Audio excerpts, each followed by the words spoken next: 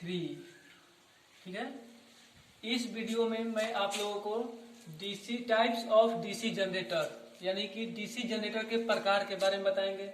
DC generator कितने प्रकार के होते हैं, कौन कौन से इसके प्रकार होते हैं। जैसे पहला हुआ हमारा, देखिए यहाँ पर बनाए हुए हैं। पहला है डीसी जनरेटर, इसका 3 प्रकार होता है मुख्य रूप से। पहले 3 प्रकार होते हैं। पहला परमानेंट मैग्नेट जनरेटर, दूसरा सेपरेटली एक्साइटेड जनरेटर, तीसरा सेल्फ एक्साइटेड जनरेटर। ठीक है, तो परमानेंट का कोई भाग नहीं होता है और सेपरेटली का कोई भाग नहीं होता है। सेल्फ एक्साइटेड जनरेटर का फिर 3 भाग होते हैं। इसमें पहला डीसी सीरीज जनरेटर, उसके बाद डीसी शंट जनरेटर और डीसी कंपाउंड जनरेटर। ठीक है, इसके बाद डीसी सीरीज और डीसी शंट का तो कोई भाग नहीं होते हैं, इसका 2 भाग होते हैं।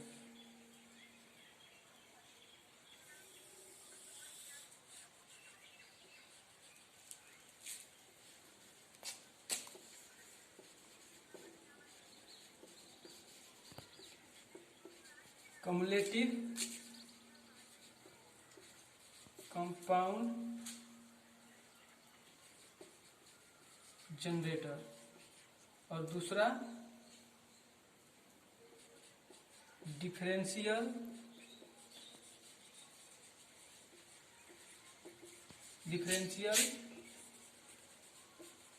कंपाउंड जनरेटर, शॉर्ट लिखा हो कंपाउंड जनरेटर। यहाँ पर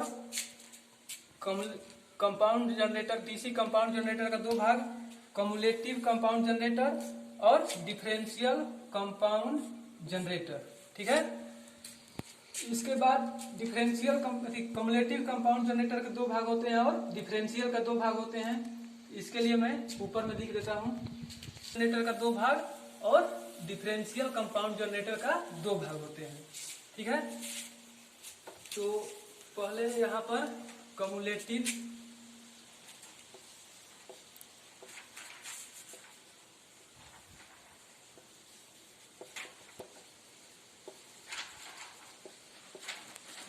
कंपाउंड जनरेटर, इसका 2 भाग। पहला लॉन्ग शंट कंपाउंड जनरेटर और दूसरा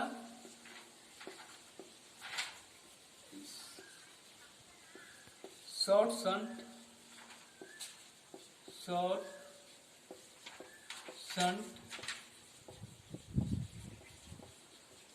कंपाउंड जनरेटर।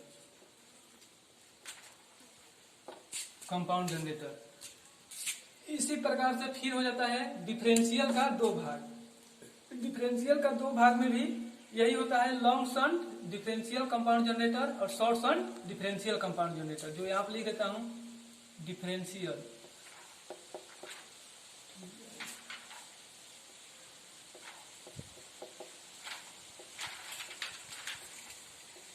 जनरेटर। ठीक है, इसका 2 भाग। पहला लॉन्ग शंट डिफरेंशियल, जिस प्रकार से कम्युलेटिव का 2 भाग हुआ, लॉन्ग शंट कंपाउंड जनरेटर और शॉर्ट शंट कंपाउंड जनरेटर, उसी प्रकार से डिफरेंशियल का भी होता है, लॉन्ग शंट और शॉर्ट शंट। यानी long shunt differential compound generator और short shunt differential compound generator. Board छोटा होने के कारण शॉर्ट में मैं लिख रहा हूं। ठीक है, जहां पर दिक्कत होगा व्हाट्सएप पर आप पूछ सकते हैं। ठीक है, और इसके अलग अलग भाग को मैं बता दे रहा हूं कि क्या कैसे कैसे कार्य होता है, इसका कैसे डायग्राम बनता है, क्या होता है, इसके बारे में। तो पहला है हमारा परमानेंट मैग्नेट डीसी जनरेटर है, permanent magnet DC generator.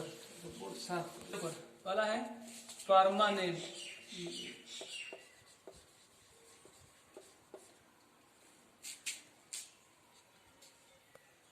Generator का मतलब क्या हुआ, इसमें हमारा 2 चुंबक को स्थापित किया जाता है इस प्रकार से।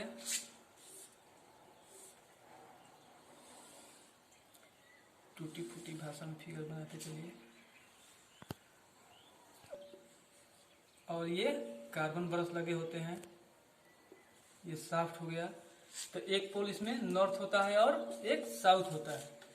तो ये जनरेटर जो होता है हमारा विद्युत वाहक बल जो होता है एक नियत देता है, क्योंकि इसका चुंबकीय क्षेत्र जो होता है फिक्स रहता है और इसके गति के हिसाब से ये विद्युत वाहक बल को प्रदान करता है। तो ये चुंबक परमानेंट का मतलब क्या है कि इसमें फील्ड पोल के जगह पर, फील्ड कॉइल के जगह पर हम एक अस्थायी चुंबक को स्थापित करते हैं, जिसका फ्लक्स हमारा क्या होता है नॉर्थ से निकल करके साउथ की ओर जाता है। और ये फ्लक्स इस आर्मेचर के द्वारा क्या करता है, जब ये आर्मेचर इसके बीच में गति करता है तो इस आर्मेचर के द्वारा वो फ्लक्स का छेदन होता है, यानी कटाव होता है। और कटने के बाद वो फ्लक्स किसमें परिवर्तित होता है, फैराडे के नियम के हिसाब से विद्युत वाहक बल में, ईएमएफ में परिवर्तित होता है, जो ये कम्यूटेटर के द्वारा आर्मेचर में लगे हुए कार्बन ब्रश के साथ बाहरी परिपथ में प्रवाहित होने लगते हैं। ये धारा जो होता है हमारा बाहरी परिपथ के लिए प्रवाहित होते हैं। तो इस प्रकार के जनरेटर को हम क्या कहते हैं, permanent magnet generator, excited generator.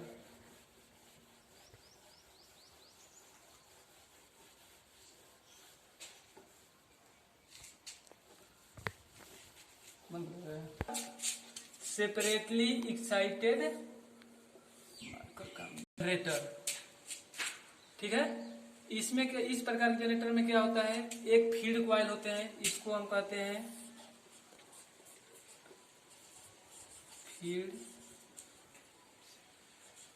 Field coil, और ये आर्मेचर, ठीक है। ये जो हुआ हमारा ब्रश, और ये लोड का मतलब वो बाहरी परिपथ में सप्लाई, यहाँ से हमारा लोड के रूप में कोई भी चीज जोड़ सकते हैं, बल्ब हो, प्रतिरोध हो, टीवी हो, पंखा हो, कोई भी हम लोड डाल सकते हैं, ठीक है। तो इस सेपरेटली एक्साइटेड जनरेटर को कहते हैं पृथक उत्तेजित जनित। पृथक उत्तेजित जनित जो है इस प्रकार से कार्य करता है। इसको कार्य करने के लिए हमको डीसी सप्लाई जो होता है इसके फील्ड कॉइल को बाहर से प्रदान करनी पड़ती है। जब हम इस फील्ड कॉइल में या इस दोनों टर्मिनल से विद्युत धारा को प्रवाहित, डीसी सप्लाई को, विद्युत धारा को देते हैं, तो इस कॉइल में, क्योंकि ये नेचर है कि किसी भी कॉइल में जब हम विद्युत धारा प्रवाहित करते हैं तो उसके अंदर क्या होता है, चुंबक, मैग्नेट उत्पन्न हो जाता है, ठीक है। चुंबकीय क्षेत्र उत्पन्न होते हैं। तो ये एक अपना क्षेत्र बनाता है, जिस क्षेत्र के अंदर एक आर्मेचर को हम स्थापित करते हैं, ठीक है। और ये आर्मेचर क्या करता है, इसके द्वारा जो उत्पन्न हमारा चुंबकीय फ्लक्स होते हैं उस फ्लक्स का ये कटाव करता है। और ये फ्लक्स कटता है तो यहाँ पर फैराडे के नियम के हिसाब से क्या होता है, पहले भी बता चुका हूँ, एक बार और सुन लीजिए कि जब भी किसी चुंबकीय फ्लक्स को किसी गतिमान चालक के द्वारा छेदित किया जाता है, यानी काटा जाता है, तो किसमें परिवर्तित होता है, ईएमएफ में परिवर्तित होता है। ईएमएफ का मतलब मालूम होगा, electro motive force, electromotive force जो बेसिक में ही हम लोग पढ़ चुके हैं, ठीक है। विद्युत वाहक बल, तो यहाँ से इस कॉइल को हम फिर से सुन लीजिए, सब चुंबकीय क्षेत्र बनाने के लिए इसमें हम बाहर से क्या करते हैं, डीसी सप्लाई को संयोजित करते हैं। और ये डीसी सप्लाई क्या करता है कि इस कॉइल के अंदर एक चुंबकीय क्षेत्र को स्थापित करता है, जिसके अंदर हमारा चुंबकीय फ्लक्स उत्पन्न होते हैं, काल्पनिक रेखाएं उत्पन्न होती है, और उस काल्पनिक रेखा को ये आर्मेचर काटता है।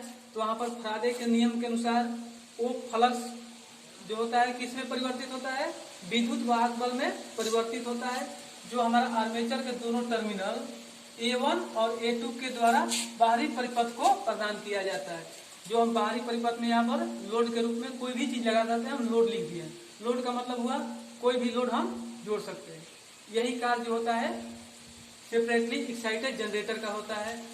इस जनरेटर में बस यही अंतर होता है, केवल हमको इस कॉइल को उत्तेजित करने के लिए बाहरी सप्लाई, डीसी सप्लाई को देना पड़ता है, जिसके द्वारा ये चुंबकीय क्षेत्र उत्पन्न करता है। अगर इसमें कहीं पर भी कठिनाई हो तो मेरे पर्सनल व्हाट्सएप नंबर पर आप संपर्क कर सकते हैं। जिसको अगर नहीं मालूम होगा तो मेरा पर्सनल व्हाट्सएप नंबर है 54 24 42 22। इस पर संपर्क कर सकते हैं और कोई भी क्वेश्चन का जवाब पूछ सकते हैं। ठीक है, तो ये हमारा सेपरेटली एक्साइटेड जनरेटर कहलाता है। इसके बाद तीसरा नंबर जो जनरेटर है, तीसरा नंबर जो है सेल्फ एक्साइटेड जनरेटर। तीसरा हमारा क्या है टाइप्स ऑफ डीसी जनरेटर का, self excited generator. Self excited generator यानी स्व उत्तेजित जनित्र। ठीक है, तो इस जनरेटर में क्या होता है, पहला हमारा एक फील्ड कॉइल होता है E1 E2 और दूसरा होता है आर्मेचर A1 A2 और तीसरा लोड। लोड जो है, इसके जो लोड का मतलब आप लोग नहीं समझ रहे होंगे तो इसके जगह पर हम कोई भी लगा सकते हैं। लोड का मतलब प्रतिरोधकता, यानी कि वहां पर बल्ब पंखा कोई भी सप्लाई से हम संयोजित कर करके कोई उपकरण को चला सकते हैं। ठीक है, यानी कि यहाँ से जो हो रहा है लोड के जगह पर यानी आउटपुट हो रहा है, ये आउटपुट यहाँ से बाहर की ओर निकल रहा है, इस टर्मिनल के बाद आउटपुट हो रहा है। ठीक है, आर्मेचर को किससे दर्शाते हैं, ए से, फील्ड कॉइल को एफ से। ठीक है, तो इस जनरेटर में फील्ड कॉइल में इसमें हमको बाहर से कहीं से विद्युत धारा देने की आवश्यकताएं नहीं होती है। तो इसमें चुंबकीय क्षेत्र कैसे बनेगा, तो इसमें चुंबकीय क्षेत्र बनाने के लिए रेजुअल मैग्नेट अवशिष्ट चुंबकत्व की आवश्यकता होती है। अवशिष्ट चुंबकत्व क्या कहलाता है, अवशिष्ट चुंबकत्व जो होता है यानी कि आप उदाहरण के हिसाब से देखे होंगे कि कभी स्क्रू को खोलते हैं पेचकस के द्वारा, तो स्क्रू एक समय ऐसा आता है कि उस पेचकस में सटने लगता है, यानी कि उसके अंदर, उस चालक के अंदर क्या होता है, चुंबकीय गुण विद्यमान हो जाता है। तो उसी प्रकार से हर एक धातु में चुंबक का कुछ अवशेष गुण विद्यमान होते हैं, जिसको हम रेजुअल मैग्नेट यानी अवशिष्ट चुंबक के नाम से जानते हैं। ठीक है, तो वो अवशिष्ट चुंबकत्व जो होता है इसके अंदर, उसके द्वारा अपना जो फ्लक्स उत्पन्न करता है, तो उस फ्लक्स को ये आर्मेचर काटता है और काटने के बाद वो क्या करता है, सीधे अपना टर्मिनल बॉक्स पर धारा को पहुंचा देता है। टर्मिनल बॉक्स पर पहुंचाने के बाद तो यहाँ से फिर पुनः टर्मिनल बॉक्स पर जाने के बाद दोनों टर्मिनल से यहाँ से इनपुट करता है और इस दोनों से बाहर निकलता है, तो ये तुरंत फील्ड कॉइल में जाकर के संयोजित होते हैं। ठीक है, ये आर्मेचर के द्वारा बाहर की ओर आता है, बाहर से इस प्रकार से, और इस पर आता है, यहाँ से सप्लाई हमारा बाहर निकलता है। तो ये यहाँ पर आने के बाद वो धारा होता है हमारा डीसी, यहाँ पर बदल गया डायोड, और यहाँ से पुनः फील्ड कॉइल को मिलता है। तो फील्ड कॉइल में ईएमएफ का मान बढ़ जाता है। जब वहां पर विद्युत धारा का मान बढ़ता है तो क्या होता है, इस कॉइल के अंदर चुंबकीय क्षेत्र अधिक मात्रा में उत्पन्न होने लगती है और ये आर्मेचर अधिक फ्लक्स को काटता है। एक समय ऐसा आता है कि ये कॉइल जो होता है अपना एक सैचुरेशन पॉइंट, संतृप्तता को प्राप्त करता है। तो उसके बाद यहाँ से विद्युत धारा बाहर निकलना शुरू होता है, जो हमारा ये लोड को मिलता है। ठीक है, ये हम पहले भी बता चुका हूँ, पहला वीडियो। ठीक है, तो इस जनरेटर में एक फील्ड कॉइल होता है, फिर से सुन लीजिए, दूसरा आर्मेचर होता है और तीसरा लोड से संयोजित होता है। फील्ड कॉइल और आर्मेचर दोनों क्या होते हैं, आपस में समानांतर क्रम में जुड़े होते हैं, और यहाँ पर लोड भी जो होता है इसके समानांतर क्रम में ही होता है। ठीक है, इसके अंदर चुंबकीय क्षेत्र जो होता है रेजुअल मैग्नेट के द्वारा उत्पन्न होता है, लेकिन सेपरेटली में क्या था कि उसके लिए बाहर से सप्लाई देना पड़ता था, इसलिए सेपरेटली को हम वहीं पर साइलेंट कर दिए। उसके बाद ये तीसरा सेल्फ एक्साइटेड जनरेटर जो हमारा कार्य में होने लगा। इसके बाद तीसरा का 3 भाग होता है। ठीक है, उसको मैं अगले वीडियो में बताऊंगा। अगर इसमें कहीं पर दिक्कत हो तो मेरे पर्सनल व्हाट्सएप पर आप संपर्क कर सकते हैं।